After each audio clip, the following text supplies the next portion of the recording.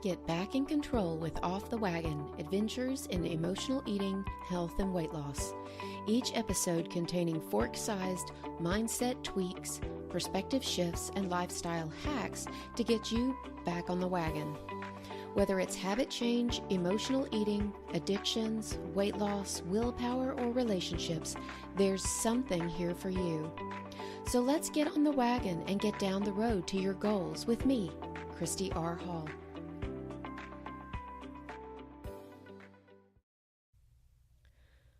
Welcome to episode 3, where today we're talking about how to ditch the scale and start living. I'm so grateful that you've tuned in. Today we're going to talk about a lot of different things, but the number one thing that we're going to talk about is how to stop living your life based on your weight or according to the number on the scale. There's so much contradictory information out there that tells us how we need to look in order to be beautiful or handsome or even just okay. Hair color, height, skin color, weight, size, curviness. And I wanted to do this podcast to break the rules, to color outside the lines, and basically call BS on the mentality that your size or your weight has anything to do with your value or your worth. Because there's no one way to look or be.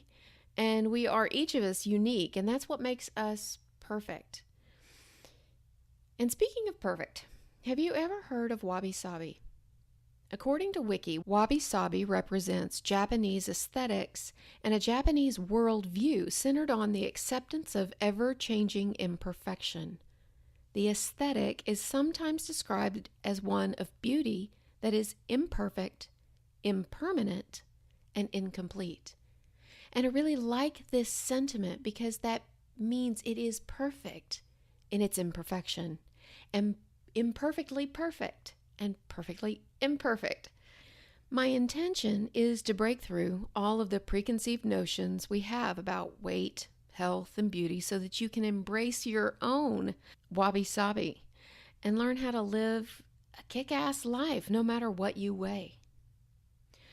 So a few of the topics that I plan to cover in this podcast are why you need to reevaluate your relationship with the scale, what to do if weighing yourself makes you crazy or makes you gain weight, and some practical tips and steps to start living a full life that is filled with fun and laughter and intention. Just a quick note, you might want to grab a pen and a piece of paper and have it handy for notes. When I started my own journey of freedom from emotional eating and food obsession and body image blues, I was I actually was on a downward spiral. My life felt out of control all the time. And since I couldn't control the world going on outside me and around me, I ate. And I ate. And I ate and I ate and I ate. And when I gained weight, then I started trying to control both my food and my weight. And so I started switching diets weekly, trying to find the magic bullet. And because I was so restrictive, I felt deprived and neglected, and poor, pitiful me. And needless to say, I binged regularly. I was a train wreck waiting to happen. And sure, I may have lost a ton of weight, but I gained a ton of weight. And in the process, I totally wrecked my body and my metabolism. Around food, I couldn't trust myself as far as I could throw me, which, if you think about it, is completely impossible to do, and it just goes to show you how much trust I had in myself. Eventually, I went to a nutrition school thinking I must not know enough. And even though I studied more than 100 dietary theories, I got no clearer on what and how I was supposed to eat. Each way of eating promised everything I was looking for. Ease and freedom from hunger and weight loss, and the list goes on and on. So I was constantly experimenting to see which way of life would help me be thin and healthy. But it was crazy. One week I was vegan, and the next week I was eating all meat, and a couple of weeks later I was doing only local foods and juicing everything. And my poor family, oh my gosh, they couldn't keep up, and they were always having to ask, what could I eat before family gatherings? And it's honestly, talk about shell shock, because it's something they still do even after all these years of me maintaining a relatively stable lifestyle. But no matter which way I was eating, the entire time I had this extreme sense of self-loathing, hatred for my body. Every time I looked in the mirror, I wanted to die. Which I know sounds like I'm exaggerating, but it's the truth. I had constant thoughts like, what have I done to myself? What did I ever do to deserve this prison of a body I live in? And so I made my life miserable living like that. And if you're here with me, you may be feeling this same way right now. But I'm here to tell you that it doesn't have to be that way. Today, I'm so much happier. I'm not even the same person I was a few short years ago, because today I'm comfortable around food. I choose to eat foods that agree with my body. I've found healthy ways to enjoy treats from time to time, and I rarely, if ever, feel deprived. And I recognize those thoughts and emotions when they happen for exactly what they are. When I look in the mirror, I see things that I like and even love about myself. I've got a newfound sense of unshakable compassion that I carry with me everywhere. I don't hate myself anymore. And that's what I want for you. Compassion for yourself, confidence in your body and your food choices, because that, to me, is true freedom.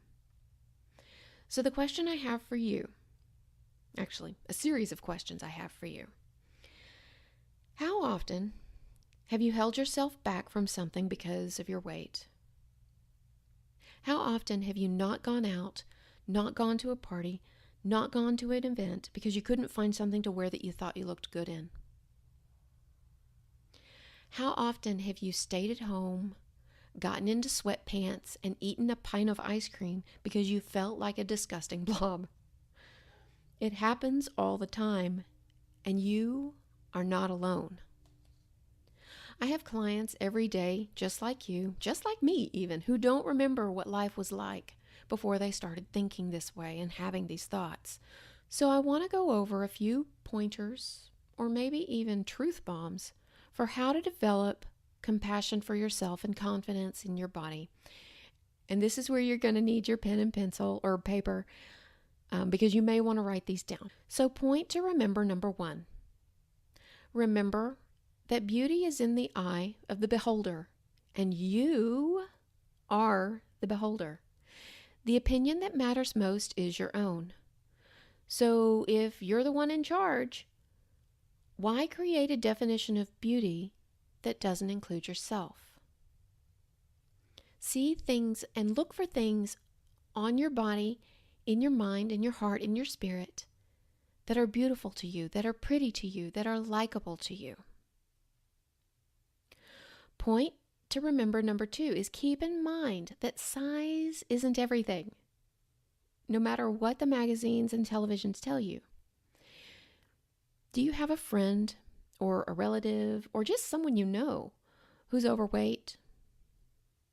Think about all the people you know who maybe aren't a size 2 or a 4, or who don't have perfect hair or teeth or skin. And do you like them any less because of that? Probably not.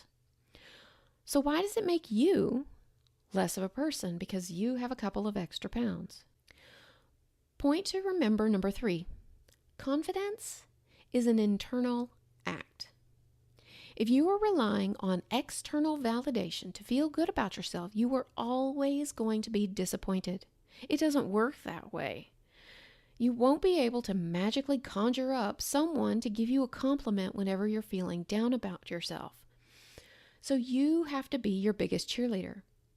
Love yourself ferociously and teach others to do the same. Lead by example. Your own love of yourself will transfer to those around you. And I want to tell you this quick story. A coach friend of mine, Sherry, shared on her blog. Now, she's one of those people who weighs herself every day. And one morning, the scale read 16 pounds heavier than it did a few days before. Now, I've been known to pick up 7 pounds in water weight in a single day, so I can seriously feel her panic and pain at seeing an additional 16 pounds. But then she remembered that her husband had moved and jostled the scale while cleaning the bathroom. I know, can you imagine a husband that cleans the bathroom? The point being that the scale just needed recalibrating. But when you let the number on the scale dictate and determine how you feel about yourself, you're setting yourself up for a world of hurt. Now, a lot of eating coaches, diet coaches, weight loss coaches, emotional eating coaches, intuitive and normal eating coaches will tell you to just stop weighing yourself altogether. But to my mind, this really doesn't make a lot of sense because you're still going to get that whole how much you weigh news when you go to the doctor. And because when you go to the doctor, right, you're going to have to step on the scale. Except then, instead of being a pound or two, different than what you've expected, which, a pound or two is relatively easy to manage, you may be dealing with a lot larger number. And when you pick up a lot of extra weight, it's a lot more difficult to manage, and it may take a lot more effort to try and manage. But here's the thing. The scale is a tool. That's all. It determines weight, not value. All it says is, here's how much gravity is affecting you today. Not good, not bad. It simply provides information. See, our number, worth, or enoughness isn't determined by our pant size. Nor is the number on the scale representative of how good of a person we are. It's just a number. Seriously, think about this. And I'm not even a sports person when I say this. Does the number on the back of a football player's jersey determine that player's value to the team? No, that's the number they're given when they're signed on to the team. If anything, their number is based on the position they play. And a lower or higher number doesn't mean they are better or worse than any other team member. It's just a number. And at the end of the day, it's nothing more than that. Scales, tape measures, calipers are just tools. So let's talk about some other tools. Do you throw out a hammer because you don't understand the value it provides? Do you throw out a ladder because you're afraid of heights? Do you break up with a writing pen because you don't like the words it writes? Do you throw out your belt because it makes you feel fat? These tools simply provide information in a numeric form, except for your belt, which simply holds up your pants. And all those numbers do is help you understand whether the way you're currently doing things, right, which is the caring and feeding of your body, is taking you away from, or hopefully towards, your health and wellness and weight loss goals. It lets you know if what you're doing is working or not. The truth here is that you add the invisible weight of crazy and the judgment and the oppression and all of those negative feelings and emotions that you get when you get on the scale and pass judgment on the number. You are so much more than a number. You are beautiful and worthy and deserving no matter what the numbers on the scale, no matter what size you're associated with. Scales don't make you crazy. Your thoughts and judgments about the scale and the meaning you apply to yourself because of the numbers on it are what make you crazy. You don't have to break up with your scale or throw it out or never get on it again or put it in the corner. You have to get over what that number means to you. So take a moment and think about it. Really get into it. think about your weight, your size, your shape. Do you feel happy about it? Are you judging yourself? Is this a feeling that you carry around with you often or all the time? We are and have learned to be so hard on ourselves. We judge, berate, and beat ourselves up. And then what happens? Well, if you're like me and an emotional eater, you turn to food to make yourself feel better and to comfort yourself. And so you eat, and then you gain, and then you hate. So you eat, and then you gain, and then you hate some more. It's a vicious, self-defeating cycle. So how do we break the cycle? Do you have your pen ready? We have to stop applying meaning to the numbers. This doesn't mean stop using your tools. It means stop being judgmental. How do we start doing that? Well, when you get on the scale, remind yourself, first thing, that your weight does not equal your worth. It's simply a numeric value of how much the Earth's gravity is affecting you today. Keep that in mind. Write it down and keep it with you. My weight is not my worth. Put it on a Post-it. Tape it to your scale if you need to. I'm not going to ask you to toss your scale or your tape measures or anything else you've been using to measure yourself. You need these tools to determine whether or not what you're doing is working for you. But what I am going to ask you to do is suspend judgment and to do an experiment with me just to prove a point. When you get a chance, I want you to get a glass of water and then head over to your scale. You can strip down to your skivvies if you want. I want you to weigh yourself. I want you to drink the water, and then I want you to weigh yourself again. Now, depending on the amount of water you just drank, you could have easily gained up to a full pound on the scale. Now, look at yourself in the mirror. Do you think anyone can tell that you now weigh a little bit more than you did a minute ago? And are you a bad person because you are now more hydrated than you were a minute ago? No. So we have to make the brave choice to love or even like ourselves anyway, fearlessly even. And this is not a one-time choice. This is an all-the-time choice.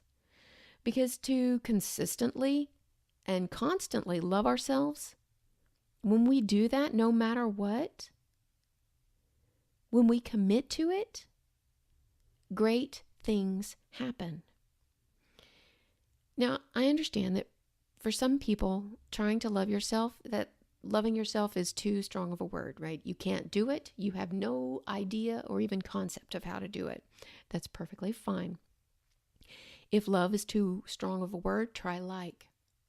If like is too strong of a word, try compassion. One exercise that I often suggest to people is to go to a mirror and look yourself in the eye and say, I love you, as many times as it takes till you can really start to feel it. And believe it. Do this every day, morning, noon, evening, right? Multiple times a day for at least 30 days and see what happens. If you feel resistance to this idea of loving yourself, try like. If you don't like yourself either, see if you can find something that you're okay with or just meh about. Or if you can't find that, see if there's something that you just don't dislike. In addition to our choice to love ourselves, we also want to live our lives now. No more waiting until we're 15 or 20 or even 50 pounds lighter to start living. So whatever it is that you've been thinking about doing later, putting off until you've lost the weight, right? Getting new clothes, going on a vacation, finding true love, getting a new job, putting yourself out there in your business. Start working on that now. Take action on those things now. It's important to realize the error in our thoughts. We think that when we get thin, then we'll have what we want. But instead, we need to choose to give ourselves what we want now and as often as we're able, because we like ourselves and we want these things for ourselves. It doesn't have anything to do with being thin. But I'll tell you what, once you start giving yourself more of what you want, you'll quickly discover that doing that will actually help you lose weight. And I don't mean giving yourself more chocolate, more cakes, more cookies. I mean giving yourself more fun, more excitement, more relaxation and rest, or whatever it is that you really do want and need. Living a life that's full and exciting and fulfilling is a key ingredient to healthy, sustainable, effortless, and sometimes even fun weight loss. You know that feeling you get when you're out with friends and you're having such a good time that you don't even think about food? Or when you're so wrapped up in a project that you don't even realize that you've skipped lunch and dinner? It's usually in those situations that you forget to eat, you don't want to eat, you don't need to eat, because you're so full up on life and fulfillment that you have no need to fill yourself up with cakes and cookies and breads and chocolates and all that other, let's just say it, crap that you don't really need. And that's why we're here. Because when we really get down to it, what we really want is to feel good. We're hungry to feel good. We're hungry to be happy. And we're hungry for more life. And we eat because we don't think that there's any other way we can feel happy. Or because we don't think that there's anything that will feel as good as a nice big slice of cake or pie or pizza or whatever. So I want you to take a moment and really think about your ideal life. What would you be doing?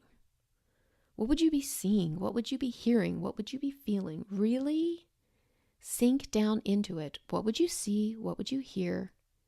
What would you feel? What would you be eating? Where would you be? What would this life be like? What does a full life look like for you? Really spend some time creating it. I want you to make it as real as you possibly can in your mind. Because if you can create that feeling in your mind right now, you can create that feeling in your life right now. And you don't have to lose weight to get started. My final exercise or mission, should you choose to accept it, is for you to spend some time today with this vision that you've just created in your mind. By doing this one little exercise, not only will you be programming your brain with what it is that you actually do want, but you'll also be programming it to look for the positive changes in your life as they are actually happening. And this is going to go a long way towards getting you further down the path to your goals and your dreams.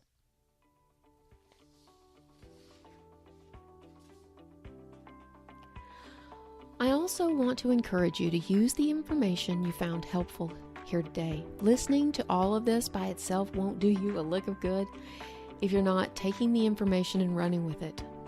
Start small, take baby steps, and remember that I'm here to help if you need it. Just reach out. I encourage you to head over to my website, www.christyrhall.com, and bookmark it. And make sure to check back often, because I'm always coming up with new and free tools and material to help you.